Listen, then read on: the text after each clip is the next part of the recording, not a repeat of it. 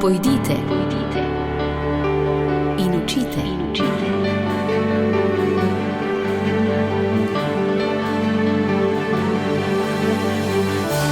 In šli so. Spoštovane poslušalke, cenjeni poslušalci, lepo pozdravljeni. Ja, čeprav je tole že druga postna nedelja, pa spomin še vedno lepo teče k pustni sobotni iskrici. Tudi zato, ker je to srečanje z dobrim namenom, ta pustni ples z dobrim namenom prinesel krasne sogovornike pred naš mikrofon. Pred tednom niste slišali Janeza Krmelja, zdaj lepo pozdravljam Janeza Janija Mesca. Jani, pozdravljen, dobrodošel, zdaj po nekaj letih spet v našem radijskem studiu z juga Madagaskarja. Tako je, lepo pozdravljeni vsi skupaj. Najprej nas zanima, kakšno je kaj stanje pri vas, kako gre tvojemu kraju, tvoji župniji, kako je s podružnicami, kako je s tvojim življenjem, a je dela vedno več, ali gre Madagaskarju in tistim obrobnim krajem toliko bolje, da je dela vedno manj, ker se take pomoči tiče. Zdaj tale nasmeh pove veliko. Ja, seveda, torej dela je, lahko rečemo, vedno več, ampak smo veseli, ko vidimo, da so sadovi, naprimer sobotne iskrice 2015, ko smo začeli graditi šolo in je zdaj tam že teh stavb je že več, tam okrog, se pravi, smo že naredili lep ta krog, venček teh stavb po teh 10-11 letih, tako da to je lepo, to sem vesel, ko vidim te otroke, ki hodijo lepo v šolo, ko so vsi uspešni na izpitih. Zdaj smo imeli že tretjič se zdaj pripravljajo na izpit čez 8 letko. Vse to, se pravi, dela je dovolj, dela je veliko, tudi podružnice, obiskovanje podružnic, Manambundžu, sam kraj se pa tudi zelo razvija, tega ne bi več prepoznal, ker je asfalt smo dobili, asfalt. Ja. Čakaj, prav samo v kraju ali do kraja? Ne v kraju samo. To je zanimivo, do kraja ni asfalta, je treba imeti na 4 pogon. Ja. No, v našem kraju pa 20 km severno, 10 km južno, asfalt. Asfalt? Nemogoče, no res. Ja, to je pa res, a je to napredek, ki k čemu pomaga, recimo? Prav tak, tehnične sorte. Ja, meni osebno veliko pomaga za te bližnje podružnice, grem lahko z avtom, z motorjem, hitro pridem, smo odprli še nov misijo naših sester, 8 km stran, spet novo šolo smo tam odprli. Ja, tudi to pomaga zdaj. Ta cesta ima pa namen nekako povezati, pravzaprav ima namen narediti 200 km te ceste, ampak to je začel se po Manambundži, to je zanimivo. Dober izbor. Ja. Jani, vprašanje, če smo recimo takrat, vem, so tudi naši poslušalci, res, da so to zdaj že leta tega, ampak dobrih del se radi spomnimo in se pogosto spomnimo na nje. Takrat so spoznali, kako otroci živijo. Ti si nas nagovarjal, kako je šola potrebna, kaj pravzaprav da tej prihodnosti otrok človeka v tvojem kraju. A je zdaj kaj drugače? A je zdaj, ne samo zaradi tvoje šole, mislim tako stanje v deželi, a je zdaj kaj lažje priti do izobrazbe, imeti priložnost iti v šolo? A se je kaj spremenilo recimo v teh letih? To se je. Tudi v državnih šol mreža se širi, recimo gimnazije, jih je vedno več. Ko sem prišel pred 27 leti na Madagaskar, kdor je imel osnovno šolo, je bil že car, tako je dobil takoj službo v osnovni šoli, je lahko poučeval. Zdaj pa so z gimnazijo, z maturo, pa ne dobijo službe. Se pravi, veliko je zdaj maturantov, ki imajo maturo, pa ni služb, pa ni dovolj. To je pa zdaj še težava.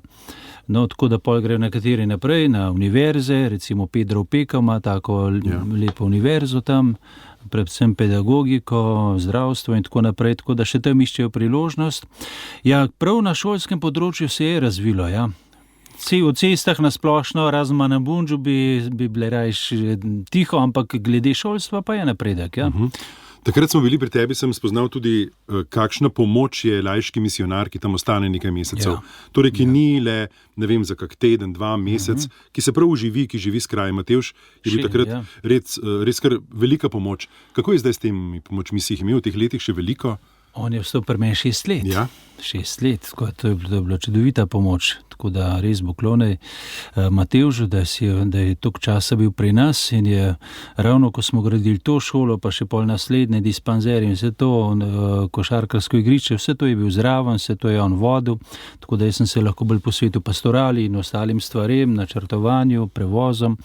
To je bilo čudovito. Ja. No, ampak zdaj imam pa nekako te njegovi sodelavci mi zdaj pomagajo. Recimo imam šoferja, zdaj imam šoferja, domačina, ki mu lahko tudi zaupam, tako da on gre tudi lahko sam po nakupih, recimo. Ja, to je bil velik prijatelj od Montevža, Anželo, mu je ime. No, naprimer, en tak sodelavc, ki mu zaupam, tudi dan sem ravno klical po WhatsAppu, nekaj so iskali, barvo, nekaj pač da bi, in smo se vse lepo zmenili, tako je nadaljavo gradnje. Zdaj se tudi to da, ne? Ja, se tudi v teh letih tvojega misionarjenja je tudi to napredek, zdaj ta vez mogoče nadaljava. Seveda, včasih so bila samo pisma. Samo pisma smo si dopisovali. Se ti še spomniš tega, ko so bila samo pisma? Samo pisma, nobenega telefona. Ni bilo telefonov še v začetka. A zdaj pa so telefoni v vasi, so tudi pri ljudeh, pri domačinih? Ja, zdaj to so te pač operaterji, se pravi, telefoni so. Se pravi, vsak ima skoraj, kadar je le nekaj denarja, ki je prodajal klinčke in tako naprej, se vsi kupijo telefone. To je zdaj taka nujna nabava. Pol ni pa polnilnic, nima elektrike, da bi napolnili te telefone. Pol malo sončne celic, takole malo na soncu. Ker Kitajec proda? Ja, tako seveda. Nekaj je, včasih, ko ga dobiš, zelo redko. Imam vse telefonske številke katehistov in nikdar nikogar ne dobim. Slučajno, da ga dobim, ker ima prazen telefon, nima napolnjene baterije in tako naprej. Tako je, da se čeprav z misionarji, z vami duhovniki ali pa laiki pogovarjamo, hitro besedo pride k tem stvarem, kot sva zdajle, pri takem vsakodnevnem življenju, pri socialnih vprašanjih, zdravstvenih, šolstvu, pri vsem tem.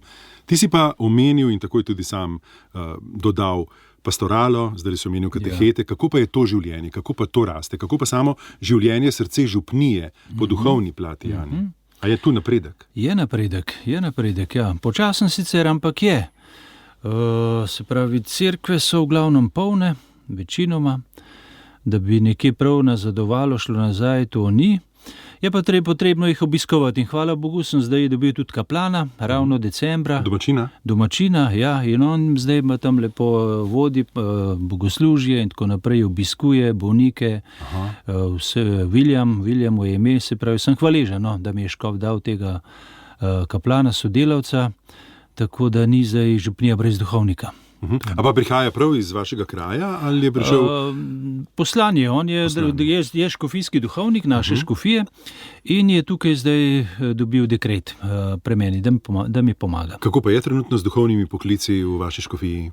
Torej je počasna rast, škofijskih je zelo malo. Škofijskih je že zelo malo, redovnikov je pa kar veliko se nabrali zadnja leta, tako da tudi za njihovo pomoč smo hvaležni in tam, kjer so redovniki, so po 3 duhovniki. Mi smo škofijski, smo pa tako bolj po eden, zdaj sem dobil kolega, sem hvaležen za to, se pravi, da so skupaj, je tak skromen fant, tako da ni težav. Kako lepo je slišati misionarja, ki ob temi vprašanju pri pogovoru reče, no s tem pa ni težav. Tako Janez Mesec, misionar na Madagaskarju, obljubim, da ga bomo čez teden dni povprašali tudi, kako je skupnostjo slovenskih misionarjev, kako so povezani, kako je zdaj številom in njihovim delom. Zato vabljeni k poslušanju tudi prihodnjo nedeljo. Z misionarjem Janijem Mescem sem se pogovarjal Jure Sešek. Lepo nedeljo želim. Pojdite in učite.